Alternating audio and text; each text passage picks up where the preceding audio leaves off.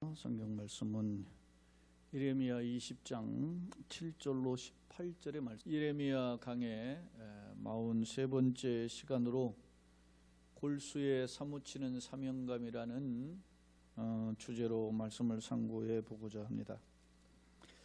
앞서 거론했었죠. 예레미야 2장부터 20장까지는 예레미야 선지자를 통하여서 주시는 일반적 예언 9가지 예언이 있었습니다. 그 9가지 선포 중에 20장 마지막 부분에 해당하는 부분입니다.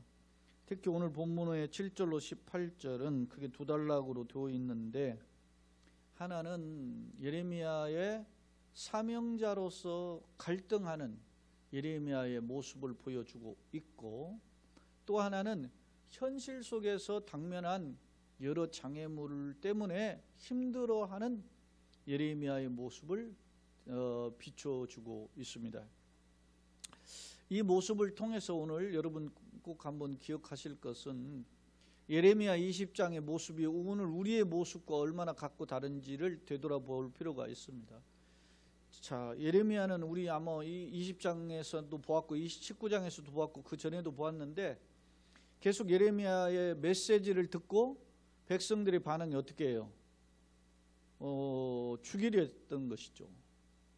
특별히 20장 2절에 보면 이에 바술이 선지자 예레미야를 때리고 그랬죠. 그리고 성전에 있는 베냐민 문 위층 목에 씌우는 나무 고랑을 채워 두었더니, 그러니까 성전에 이제 한 공간에 소위 착고를 채워 가지고 소위 쇠고랑 채워서 이렇게 말이죠, 가둬둔 것 같은 성전 안에 감옥에 가둔 거예요. 그런 비참한 심세고, 그리고 예레미야를 죽이려 했음을 알 수 있어요. 이러한 일은 여기 본문만 나오는 게 아니고 21장에서도 나오고 다른 곳에서도 반복돼요. 근데 이런 상황이 거듭 반복이 되니까 예레미야가 육신을 가진 인간으로서 지치지 않겠습니까? 두렵지 않겠습니까? 낙심하게 된다는 것이죠. 그런 모습을 보여줘요. 그런데 이렇게 당시 예레미야를 때리고 이렇게 감옥에 가두었던 사람이 누구냐면 성전 총감독인데 바술이라는 사람인데, 이 바술이 오늘날로 말하면 대제사장이에요. 근데 왜 성전 총감독이라 그랬냐면 지난 시간에도 말씀드린 대로 그가 제사 드리는 일보다 성전 사무하고 관리하는 그런 행정적인 일, 그게 더 치우쳐 있었다는 점입니다. 죄송한 거는 저도 오늘 예배 이렇게 준비하다가 보니까 그 목사가 이 강단에 올라서 예배하고 설교하는 일에 집중하는 것보다 이런 부차적인 것에 신경 쓰는 일에 어떤 면에서 마음을 빼앗기니까 제 마음적으로도 죄송하고 이런 부분이 있잖아요. 바술은 그런 부분에 대한 선지자의 책망을 들어도 깨닫지 못하고 오히려 예레미야를 때리고 핍박했던 겁니다. 그래서 예레미야가 그 바술을 향하여서 뭐라고 이야기합니까? 너 이름 바술이 아니고 마골 미사비비라 이렇게 불렀어요. 마골 미사비비의 이름의 뜻이 사방으로부터 두려움을 당한다, 이런 뜻을 가지고 있었음을 알 수 있습니다. 그런 예레미야였어요. 그러니까 자기가 설령 말이지 포박을 당하고 감옥에 가는 이런 상황에도, 성전에 이제 임시 감옥이죠. 그런 상황에도 예레미야가 굴하지 않고 하나님의 선지자로서 어떻게 보면 당당한 모습을 보였어요. 그러나 동시에 그런 예레미야의 모습이지만 인간적인 모습도 있더라는 거예요. 자, 그러면 이제 우리 한번 서론 부분을 먼저 읽으면서 오늘 말씀을 한 구절씩 살펴보도록 하겠습니다. 서론 부분입니다. 본문은 하나님의 뜻을 백성에게 전달하는 사명을 성실히 수행하였으나, 그렇죠? 예레미야가 선지자 아닙니까? 그러니까 하나님의 뜻을 선포하는 게 선지자의 사명이에요. 성실히 수행했으나 계속해서 핍박을 당하였던 선지자 예레미야의 그 고뇌에 찬 심정을 잘 지금 보여주고 있어요. 예를 들면 예레미야는 자신이 처한 상황을 하나님께서 어떻게 해요? 개입해 주실 거. 하나님 나만 놔두지 말고 하나님 좀 비상하게 나를 간섭해 주세요. 우리가 이런 요즘 그런 기도 많이 하잖아요. 하나님 한국교회를 비상히 관심을 갖고 비상한 개입을 해 주세요. 이런 이야기 하잖아요. 하나님 비상하게 하나님 한국교회를 붙잡아 주시옵소서. 왜냐? 뭐 세상 사람 손가락질 받고 정부를 비롯해서 막 어떤 면에서 어떤 제도적으로 국가적인 것으로 말이지 제한적인 이런 것들이 들어오니까 많이 위축되지 않습니까? 그런데 이런 때에 우리가 어떻게 됩니까? 하나님의 비상한 간섭이 필요합니다. 비상한 개입이 필요합니다. 할렐루야. 이런 고백이 있어야 되는 거죠. 바로 이런 때 예레미야가 하나님의 개입을 기대하면서 확신하는 고백도 있어요. 왜 그러냐면 여기에 뒤에 보면 여기 보시면 11절에 그러하오나 여호와는 두려운 목과 같아요. 용사 같으시며 나와 함께 하심으로 나를 박해하는 자들이 넘어지고 이기지 못할 것이오며 그들은 지혜롭게 행하지 못함으로 큰 지옥을 당하오리니 그 지옥은 길이 있지 못할 것이다. 그러면서 하나님은 두려운 용사 같으신 분이다 이렇게 표현하고 또 12, 13절에서는 특히 13절에 여호와께 노래하라 너희는 여호와를 찬양하라 뭐 이렇게 하잖아요. 그러니까 위기 속에서도 하나님을 찬양하고 의지했던 예레미야의 모습이 보여요. 그러나 동시에 이렇게 하나님을 의지하고 주님을 붙잡으며 찬송하면서도 동시에 어떻게 해요? 두려움을 여전히 가지고 있었다는 거예요. 누가? 예레미야 선지자가. 그러면서 하나님 내가 힘듭니다. 그러면서 심지어는 차라리 내가 말이지 출생하지 않았더라면 그런 탄식까지 하는 장면을 우리는 엿보게 돼요. 자, 그러면서 유다의 현실과 자신의 출생을 결부시켜서 심각성을 토로하고 있다. 그렇게 지금 서론 부분에서 살펴볼 수 있습니다. 자, 그러면 성경 말씀을 통해서 한 절씩 살펴보도록 하겠습니다. 먼저 7절입니다. 여호와여 주께서 나를 권유하심으로 내가 그 권유를 받았사오며 주께서 나보다 강하사 이기셨으므로 내가 조롱거리가 되니 사람마다 종일토록 나를 조롱하나이다. 이게 무슨 말이냐면 주께서 나를 권유하셨다. 이 권유하다라고 하는 이 표현은 설득하다. 우리 나눠드린 유인물 교재에는 그런 표현이 적어놨어요. 설득하다. 그러니까 예레미야 1장에 보면 예레미야가 하나님 나는 아이라 말할 줄 모릅니다. 그러니까 주님이 너는 아이라 말하지 마라. 너희 어머니 뱃속에 있을 때부터 내가 너를 구별했다. 선지자로 세웠다. 열방의 선지자로 세웠다. 그렇게 말씀하셨거든요. 예레미야 1장 4절부터 보면 10절까지 그 내용이 쭉 나오는데 그러니까 내가 못한다고 했는데 하나님이 권유해서 내가 이렇게 됐지 않습니까? 이런 표현이에요. 그 다음에 또 여기 보면 나보다 강하사. 그때 당시 하나님이 자기를 설득하더라도 나 못하겠습니다. 내 뜻이 강했으면 안 했을 거예요. 그런데 하나님 뜻이 강하니까 주님이 나를 강하니까 내가 그 선지자의 길을 걷게 되었습니다. 그런데 지금 내 형편이 어떤 거예요? 7절 중반에 보면 이기셨으므로 내가 뭐가 돼요? 조롱거리가 되니 사람마다 종일토록 나를 조롱한. 사람들이 나를 가지고 말이지 네가 선지자야 이놈아? 네가 말이지 백성들 향해서 말이지 멸망할 것이다. 그렇게 말하는 놈이 말이지 옳은 표현이야 하면서 이야기해요. 뒤에도 보면 나오는데 뭐라고 하느냐 10절 이제 살펴보겠는데 나는 무리의 비방과 사방이 두려움을 들었나이다 그러잖아요. 무리가 비방해 어떻게 하냐면 조롱해요.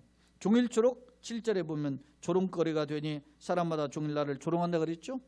그 다음에 8절 이제 10절은 차근차근 한번 살펴볼게요. 내가 말할 때 외치며 파멸과 멸망을 선포함으로 외치다 선포하다 이거는 사명자의 어떻게 해요? 사명의 모습으로 외치다는 큰 소리로 선포하는 거예요. 그러니까 목소리만 큰 게 아니고 확신이 없으면 못 전하는 거예요. 예를 들어 강단에서 목사가 말이지 뭐 큰 소리를 쳤다고 해서 그 능력 있는 게 아니라 자기 가슴 속에 하나님의 말씀이 있어야 그게 선포가 되는 줄로 믿습니다. 그런 예레미야가 이건 하나님 말씀이다, 반드시 이루어진다, 그걸 믿었기 때문에 백성들에게 선포했던 거예요. 그렇게 외치고 파멸과 멸망을 선포했죠. 너희가 북방에 바벨론이 쳐들어와가지고 멸망할 것이다. 이 이야기를 뭐 수없이 한 거예요. 왜냐하면 1장에서도 보면은 뭐 끓는 가마가 북쪽으로부터 기울어졌잖아요. 그래서 그 가마가 끓는 물이 쏟아지잖아요. 그게 북방에서부터 쏟아지는 쳐들어오는 바벨론 군대를 상징하지 않습니까? 이렇게 선포함으로 여호와의 말씀으로 말미암아 내가 종일토록 치욕과 모욕거리를 듭니다. 생각해 보세요. 예레미야가 개인적으로 잘못해가지고 고난당하는 것이라면 예레미야도 좀 덜 억울했겠죠. 그런데 내가 하나님의 뜻을 전하고 하나님의 선지자로 활동하니까 그 하나님의 메시지를 통해서 비난을 받으니까 하나님 앞에 지금 탄식하는 거예요. 하나님의 뜻대로 살다가 이 모양 됐지 않습니까? 하나님 조롱당합니다. 치욕거리가 됩니다. 하나님 나를 도와주세요. 이런 말을 하는 거예요. 그 다음에 자 9절, 사람이 아무리 하나님의 메신저고 하나님 뜻대로 부름을 받았어도 예레미야가 얼마나 위대해요. 그런 선지자에도 이렇게 선포하다가 보니까 장애물을 다 부딪히고 그리고 핍박이 오고 자기가 죽음의 위기에 닥치게 되면 사람이 어떻게 돼요? 위축이 된단 말입니다. 위축이 되니까 내 마음속으로 어떤 생각이 들어요? 자 9절, 내가 다시는 여호와를 선포하지 아니하며. 왜?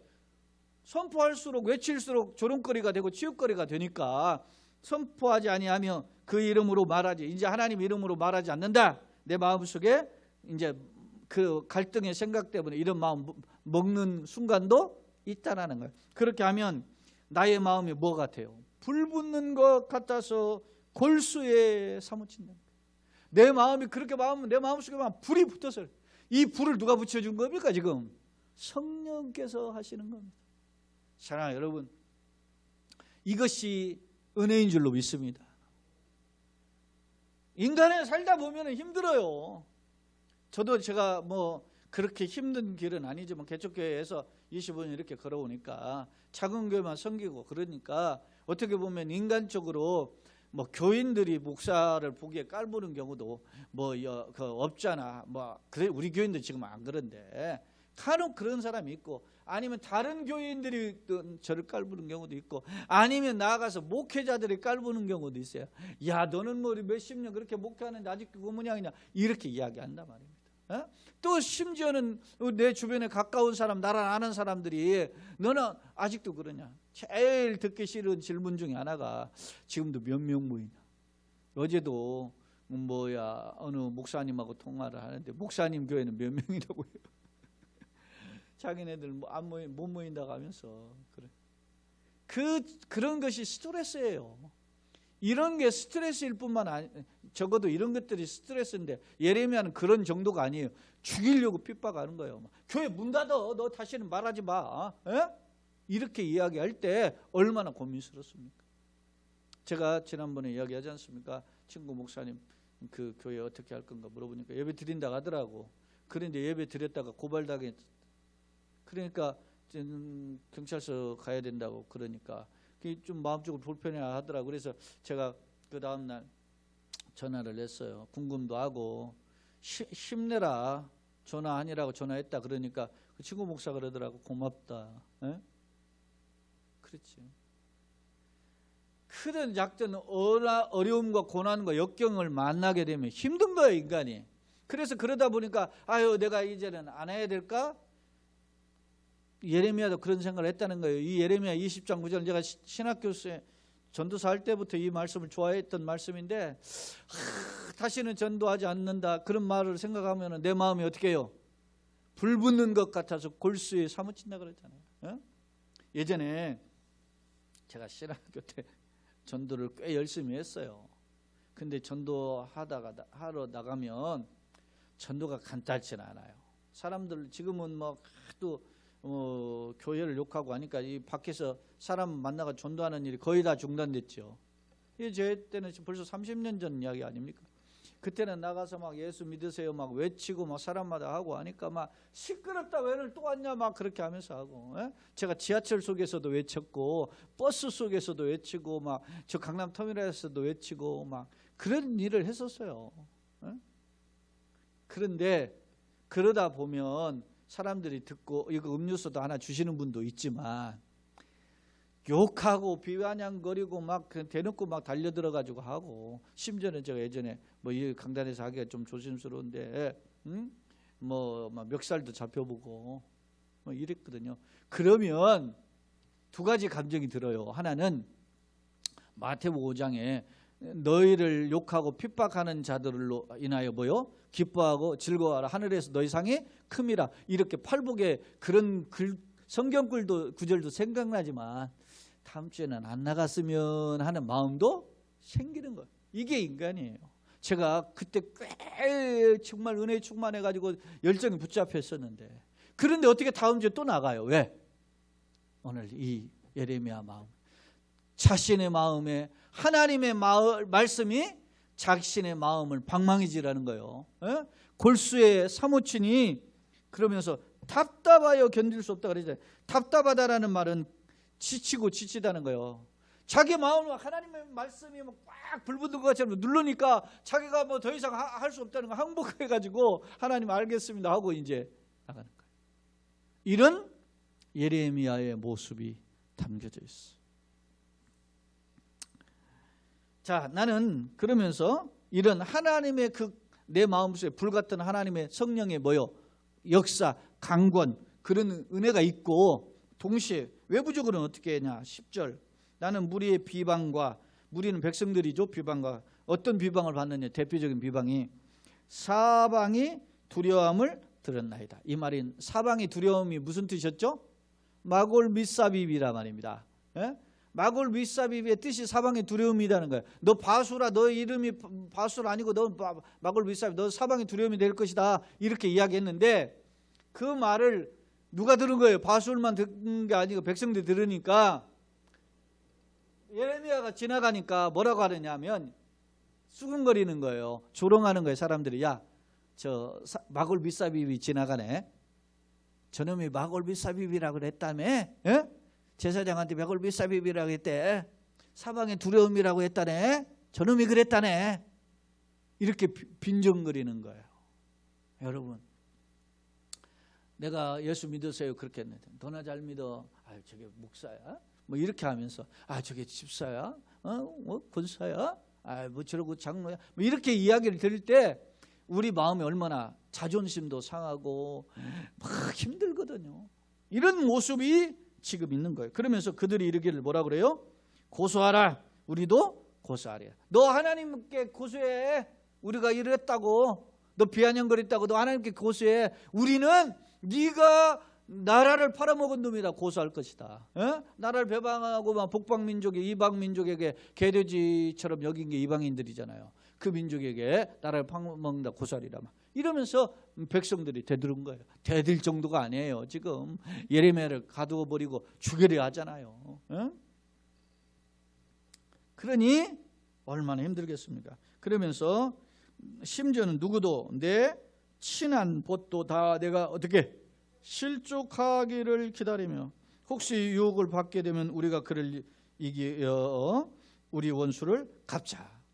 저놈이 잘못했다고 한번 보자. 저놈이 얼마나 잘 깨끗한 척 하느냐. 우리 그러지 맙시다. 깨끗하게 삽시다. 그러면 야, 너는 얼마나 깨끗한데 너 두고 보겠어. 너 얼마나 깨끗하게 사느냐. 이렇게 백성들이 지금 소위 말하면은 소위 두 눈을 크게 뜨고 예레미야를 주시한다는 겁니다. 얼마나 힘들겠습니까? 그런데 그럼에도 불구하고 11절 그러하오나 여호와는 보여 두려운 용사 같으시며 나와 함께 하심으로 나를 박해하는 자들이 넘어지고 이기지 못할 것이며 그들이 지혜롭게 행하지 못함으로 큰 치욕을 당하오리니 그 치욕은 길이 잊지 못할 것이다. 그러나 하나님이 나를 도와주시기 때문에 하나님이 두려운 용사가 되시기 때문에 하나님의 임마누엘이 있기 때문에 내가 흔들리지 않을 줄로 믿습니다. 시편 기자가 얘기했잖아요. 선인이 내 오른편에서 만이 내 좌편에서 거꾸러지는 나는 오히려 안전하잖아요. 다윗이 제일 멋있는 시편이라고 소위 알려진 시편 23편이잖아요. 내가 사망의 음침한 골짜기를 다닐지라도 해를 두려워 아니할 것을 주께서 나와 함께 하시고 주의 지팡이와 막대기가 나와 함께 하시고 나를 안위하셔요. 주님이 보호하시기 때문에 내가 안전할 줄로 믿습니다. 이게 예레미야의 확신이고 고백이었어요. 그러나 육의 모습을 가지고 있고 인간의 연약한 마음을 가지고 있으니까 갈등한 모습이 뒤에 또 나와요. 자, 하나님 어떤 분이신가? 그러면 이제 신앙 고백, 예레미야가 이렇게 붙잡히고 하나님 말씀 의지한 이 비결이 있어요. 그게 뭐냐? 하나님은 누구로 하느냐면 의인을 시험하사. 이 시험한다라고 하는 단어가 엄중하게 그 주님의 눈으로 이렇게 딱 그를 조사해 본다, 감찰한다 그런 뜻이에요. 그 하나님이 참 엄중한 눈으로 그 살피시는데 뭘 살피시느냐면 그 사람의 폐부와 심장을 살핀다. 학자들 제가 교재는 적어놨는데 이 폐부와 심장의 히브리어를 제가 그 교재에 적어놨어요. 근데 이 히브리어 적어놓은 이 단어가 어떤 뜻이냐면은 이 그 폐부라고 나와 있던 켈라요트라고 하는 단어는 우리의 감정을 의미하는 단어고, 그 다음에 또 심장을 가리키는 레부라고 하는 단어는 우리의 어떤 생각이나 의지를 가리키는 단어예요. 그러니까 하나님은 내 어떤 감정도 알고, 내 그 생각과 계획 판단도 아셔요. 믿습니까? 왜냐? 우리가 그런 말씀 있잖아요. 우리가 마땅히 빌 바를 알지 못하지만 성령께서 말할 수 없는 탄식으로 우리를 친히 간구하시는 줄로 믿습니다. 그러니까 우리의 심장 감정이 얼마나 흔들리고 있는지, 걱정하고 있는지, 두려움에 빠지고 있는지 이런 것 때문에 이 문제를 아세요. 그래서 하나님이 말씀하시잖아요. 너희가 구하기 전에 있을까 아신다고. 그럼에도 불구하고 두드리라고 하고 찾으라고 하잖아요. 주님 의지하기를 원하셔요. 자, 예레미야가 이런 하나님이심을 알아요. 그러면서 그 하나님을 뭐라고 불러요? 만군의 여호와. 이 만군이라는 말은 군대 용어예요. 군사 용어. 전쟁에서 누가 제일 든든합니까? 군인이 제일 든든한 거거든. 하나님의 군대의 능력으로 나의 사정을 주께서 어떻게 해요? 내가 저의 사정을 만군 하나님께 아뢰었은 주 주께서 그들에게 보복하심을 나에게 보게 하옵소서. 하나님의 살아계신 응답을 있게 하여 주옵소서. 여러분 요한계시록에도 보면은 그 천상에서 이미 죽임을 당하는 하나님의 백성들이 있어요. 그들이 뭐라고 그래요? 하나님 천상에서 기도하는 뭐라고 외치냐면 하나님 우리의 억울함을 신원하여 주실 때가 언제입니까? 그러잖아요. 때가 차면 그 억울함을 해결해 주시는 줄로 믿습니다. 그것이 있어요. 그러니까 내가 연약하지만 하나님이 도우시고 붙잡으시고 해결해 주실 줄로 믿습니다. 이 고백이 있어요. 그러니까 그런 확신이 딱 나오니까 이제 뭐 합니까? 13절 여호와께 노래하라. 찬송이죠. 너희는 여호와를 찬양하라. 가난한 자의 생명을 행악자의 손에서 구원하셨습니다. 가난한 자, 별 볼 일 없고 힘든 자를 그 원수의 손에서 건져내신 분이 누구요? 하나님이기 때문에 그분을 찬양하라. 그렇게 표현하고 있습니다. 자, 이렇게 예레미야의 마음이 지금 불붙는 열정도 있고 역경 속에서도 하나님을 의지하는 믿음도 있죠. 그리고 결국엔 하나님을 찬송하기도 하죠. 그런데 14절로 18절에 보면 예레미야의 탄식이에요. 현실을 본 탄식이죠. 자, 내 생일이 저주를 받았으면, 생일이 저주를 받았다는 건 안 태어났으면 그런 뜻이죠. 나의 어머니가 나를 낳던 날에 복이 없었다면, 그러니까 출산하는데 출산 못했으면 그런 뜻이에요. 에? 나의 아버지에게 소식을 전하여 이르길 당신이 등남하였다. 누군가 이제 당신 아들 낳았어 이렇게 전해주는 사람이 아버지를 즐겁게 하던 자가 저주를 받았죠. 소식을 전해주지 못해요. 그러니까 차라리 오늘 이 말씀은 14, 15절 내가 차라리 태어나지 않았더라면 그런 거예요. 그 사람은 여호와께서 무너뜨리시고 후회하지 아니하신 성읍같이 되었다면 그가 아침에는 부르짖는 소리 낮에는 떠드는 소리를 듣게 하였다면 좋을 뻔했다. 예? 이것을 3번 반복하는 표현인데 그게 무슨 표현입니까? 예? 무너뜨리시고 후회하지 아니하시는 그 성읍, 그게 뭐예요? 하나님이 자 역사 속에서 하나님이 성읍을 무너뜨렸는데 그 성읍을 무너뜨린 것을 결코 후회하지 않은 성읍이 있어요. 무슨 성읍이에요? 소돔과 고모라예요. 이 왜냐? 그거는 주님 말씀하시잖아요. 롯에게 뒤도 돌아보지 말아라 하잖아요. 미련이 없는 거예요. 미련 갖지 말아라. 미련 갖지 않을 정도로 심판하신 성읍이 어디예요? 소돔 고모라예요. 그러니까 오늘 이 본문의 16절에서 나는 여호와께서 무너뜨리셨지만 후회하지 않는 성읍같이 되었더라면 그랬어요. 그가 아침에는 부르짖는 소리 낮에는 떠드는 소리를 듣게 하였으면 좋을 뻔하였으니 이는 그가 나를 태에서 죽이지 아니하셨으며 나의 어머니를 내 무덤이 되지 않게 하셨으며 그의 배가 부른 채로 항상 잊지 않게 하신 까닭이로다. 결국 나를 세상에 출산하게 했다는 거예요. 이 표현 속에서 보면 뭡니까? 이 예레미야는 차라리 자기가 태어나지 않았어 그런 생각을 하고 있는 거예요. 마치 하나님께서 소돔 고모라 성을 무너뜨리시고 후회하지 않은 것처럼 내가 태어나지 않았었더라면 참 좋았을 뻔. 얼마나 힘들었으면 이런 말을 했겠어요. 사랑하는 여러분, 오늘 여기에서 우리에게 주시는 교훈이 있습니다. 요즘은 사람이 세상에 살기 힘들면 어떻게 해요? 죽어버리잖아요. 그죠? 아니 죽는다고 능사냐고.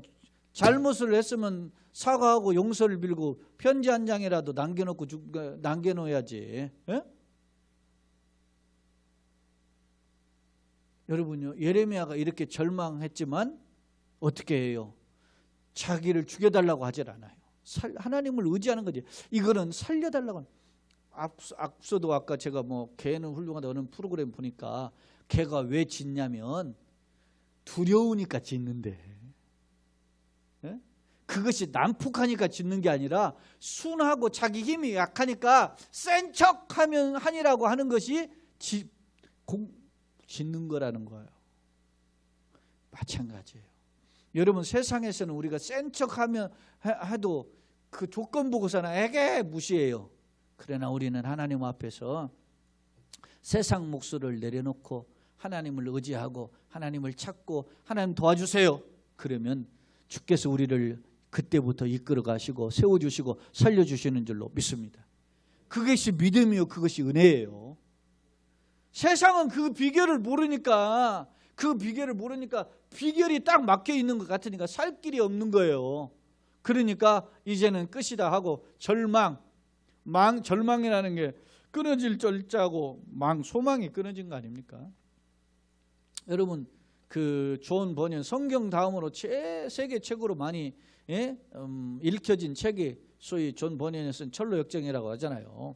철로 역정에 보면은 크리스찬과 크리스티나가 소위 말하면 천국을 향해서 걸어가는 인생길이에요. 전에는 쇠고랑을 짊어지고 살았어요. 쇠고랑이 뭐예요? 죄악이에요, 죄악. 그런데 그 쇠고랑이 벗어지고 나니까 할렐루야가 되는 거예요. 예수를 믿으니까 쇠고랑이 벗어진 줄로 믿습니다. 죄의 쇠고랑이 벗어졌어요. 그런데 문제는 죄의 쇠고랑을 벗고 나니까 그 다음부터 뭐가 와요? 시련과 도전과 장애물과 여러 가지가 오는 거예요. 그런 그 길이 무슨 길이에요? 천국을 향해 가는 순례자의 길이에요. 근데 그 순례자의 길에 수많은 장애물과 늪도 있고 절망도 있고 여러 가지 우리를 넘어뜨리는 길이 있지만 그럼에도 끝까지 포기하지 않는 게 뭐냐면 소망이에요. 소망. 희망이라는 사람이 그 크리스찬의 길을 동행한단 말입니다. 그렇습니다. 우리는 하늘의 소망을 품고 살아야 되는 존재예요. 오늘 예레미야가 자기가 정말 죽고 싶은 차라리 태어나지 않았으면 그렇게 탄식하는 절망의 상황에도 어떻게 했어요? 그는 극단적 선택을 했다는 모습이 보이지 않아요. 오히려 하나님을 찾고 의지하고 있음을 보여줍니다. 그렇습니다. 오늘 이 땅에 우리가 나그네 살아야 될 삶의 방향성이 어떠한지 오늘 예레미야를 통해서 두 가지의 모습을 보게 되잖아요. 비록 예레미야가 정말 탄식하고 절망하고 있지만 그럼에도 불구하고 여전히 다시 하나님 말씀 붙잡아요. 어떤 말씀을 붙잡아요? 내 마음에 주신 다시는 여호와의 말씀을 선포하지 아니하면 내 마음이 어떻게 해요? 불붙는 것 같아서 골수에 사무치니 견딜 수 없죠. 답답하게 견딜 수. 그렇습니다. 여러분이 이 어려운 시대에 말씀이 나를 지배하고 나를 통제하고 나를 이끌어가는 역사가 있기를 간절히 소원합니다. 그건 목사에게 뿐만 아니라 우리 교우들에게 있어야 돼요. 예전에 우리 뭐 어르신들 이렇게 보면 6.25를 거치고 이런 고난을 거치신 분들을 보면 성경 찬송이 없는 날이 온다는 거예요. 예전에 그 어른들이 그랬어요. 저 어렸을 때 야 6.25 같은 일제나 6.25 같은 시대를 온다. 그러면은 성경 찬송 없으면 어떻게 할래? 찬송가 외라. 찬송가 외고 성경 함수 외라.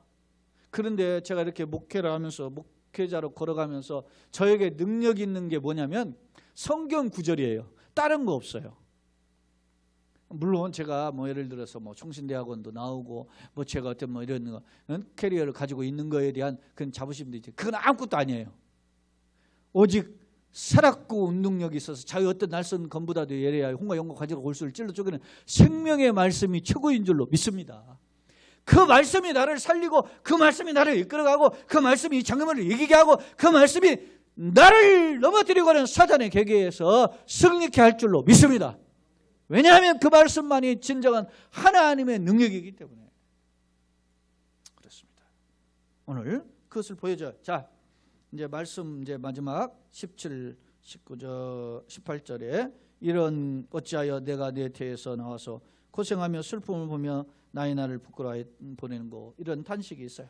자, 이제 말씀을 이제 정리해서 본론 부분에 제가 두 가지 주제로 오늘 다뤄봤어요. 하나는 14절로 18절에 있는 예레미야의 탄식. 그 예레미야의 탄식이 뭡니까? 대적자의 핍박으로 위기에 처하자. 위기는 생명의 위기잖아요. 처하자 자신의 출생을 탄식하며 갈등에 빠졌어.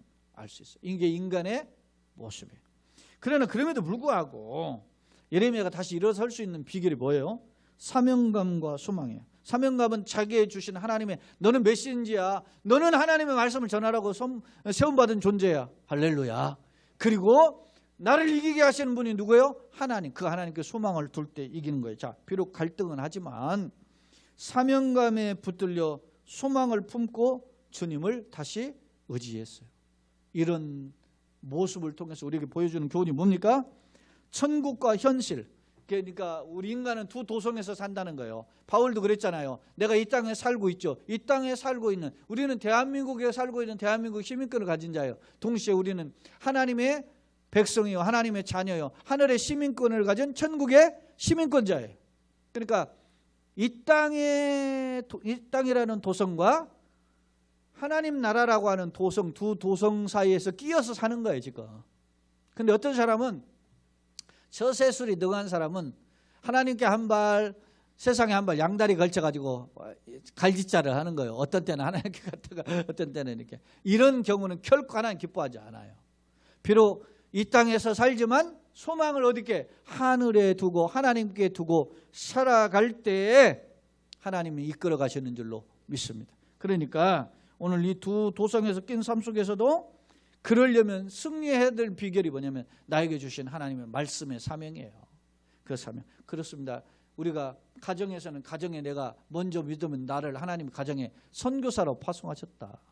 내가 어디 뭐 예를 들어서 어디 아파트에 산다. 어디 뭐 내가 어디 직장에서 다닌다. 어디 내가 학교에 다닌다. 그러면 하나님이 나를 그곳에 선교사로 파송하셔서 선교사는 꼭 뭐 입으로만 하는 것이 아니에요. 거기에서 때로는 내가 뭐 가지고 있는 콩자반이라도 하나 나눠주고 옥수수 한쪽이라도 나눠주고 이렇게 섬기고 사랑을 베푸면 야, 저 사람이 뭔데 이렇게 하느냐. 예전에도 제가 그런 이야기를 했지 않습니까? 뭡니까 초대교회 160년경에 막 핍박이 오고 막 하니까 교회가 전부 다 어디로 가요? 뭐 초기 예수님 사후에 부활 성찬하시고 교회가 핍박이 되니까 교인들이 다 숨기 시작했잖아요. 처음에는 모여서 예배도 드리고 하다가 핍박이 오니까 이제는 아예 숨어서 지하로 들어가 버린 거예요. 그게 소위 카타콤 아니겠습니까? 근데 그렇게 카타콤에서 숨어서 이렇게 예배 드리면 습하고 공기도 안 좋고 하니까 어떻게 해요? 몸에 피부병도 있고, 그때 뭐 지금같이 의술 발달된 것도 아니고 의료가 뭐 깨끗한 것도 아니고, 그러니까 얼마나 그렇게 참 비참하게 산 거예요. 그런데 그때에 그 지역에 도시에 역병이 돌았다. 네? 그때도 막 흑사병이 돌고, 흑사병은 지배력으로 돌지 않습니까? 그런데 역병이 도는데, 역병이 돌면 사람들이 자기 가족이어도 역병이 걸렸다 죽으면 가까이를 가지 못하는 거예요. 왜냐? 갖다가 떼버리고 거나 그냥 불태워 죽이는 건데, 그 내버리고 불태우는 일도 못하는 거예요. 왜? 전염병이 너무 창궐하니까. 근데요, 놀라운 거는, 아니 이 노마 사람들이 일어나 보면 아주 뭐 동네에서 말이지 쓰러져 가지고 팩팩팩 쓰러져 가지고 막 전염병 걸린 시체들이 쓰러져 있었는데 자고 일어나 보면 말끔히 없어진 거예요. 도대체 시체를 누가 가져가냐? 나중에 사람들이 궁금해가지고 이렇게 밤에 지켜보니까 지하 카타콤에서 숨어서 예배드리던 기독교인들이 밖으로 나와서 그 시체를 공동묘지에다 갖다 다 매장해 주는 거예요. 기독교인들이. 감동이잖아요. 세상에 그렇게 손가락질 당하고 그러면 숨어서 예배드리는 자들이 잘 죽었다, 그렇게 너네들 우리 그렇게 괴롭히더니 잘 죽었다, 그렇게 하지 않고 오히려 그들의 시체를 가져다가 매장해 주고. 오늘날 우리가 뭐 교회가 좀 고난 당하고 핍박 당한다고 막 그래 너희는 뭐 교회를 욕하더니 뭐 꽃으로 뭐다 이러면 이렇게 할 필요 없어요. 사실은 이걸 통해서 우리가 더 겸손하고 하나님 의지하도록 하나님께서 우리를 훈련시키는 코스인 줄로 믿습니다. 그렇게 낮아지고 겸손해야 할지언정 세상을 향해서 욕할 필요는 없어요. 물론 막 그런 마음이 있어. 저도 막 욕이, 제가 이 강단에 이런 말이 하지만 막 어떤 때 막 욕도 나와 막 그렇게 해요. 근데 이런 걸 통해서 배우게 되는 거죠. 자, 결론입니다. 자, 당시 선지자의 선포에도 지도자는 물론 백성들은 마음의 문을 열지 않았으며 오히려 그를 어떻게 죽이려 했어요. 때문에 예레미야는 현실의 위기와 사명감 속에서 갈등했음을 알 수 있다. 물론 비록 고민은 하며 탄식한 것은 사실이지만 그럼에도 여전히 하나님을 신뢰하며 고난 중에서도 승리할 것임을 확신하며 찬송한다. 그렇다면 나의 모습은 어떤가? 문제는 현실의 큰 장애물로 인해 낙심할 때 이를 어떻게 극복하느냐? 그렇습니다. 때로는 예를 들어서 뭐 살다 보면 부부가 다투기도 하고 뭐 이렇게 중간에 다투기도 해요. 그러나 다투는 것보다 해결하는 것을 잘하는 것이 진정한 지혜고 승리자예요. 우리가 위기를 만나는 거 어쩔 수 없어요. 그러나 위기를 만났지만 그걸 지혜롭게 잘 해결해야 되는 줄로 믿습니다. 그러면 어떻게 해야 되느냐? 환경의 회복은 일시적으로. 그렇다고 예를 들어 돈 하다가 돈 가지고 힘들었다가 돈이 생기면은 그게 문제가 다 해결되냐? 그렇지 않아요. 오히려 돈이 많아지면 그것이 나를 넘어뜨리는 통로가 될 수도 있어요. 자, 환경적 회복은 일시적 도움이 되지만 정작 하나님이 우리를 도우셔야만 승리할 수 있는 줄로 믿습니다. 그런 믿음과 분별의 지혜, 감당할 힘을 주시기를 갈망하고 겸손히 주님 앞에 엎드리고 주의 은혜를 덧입는, 그래서 우리가 살고 우리 가정이 살고 교회가 살고 한국 교회가 살고 우리 이 나라 민족도 살고 나아가 세계가 다시 한번 치료 회복돼서 예전과는 달리 겸손함으로 하나님을 바라보는 그런 길이 열리는 통로가 되는 우리 모두가 되시길 예수님의 이름으로 축원합니다. 하나님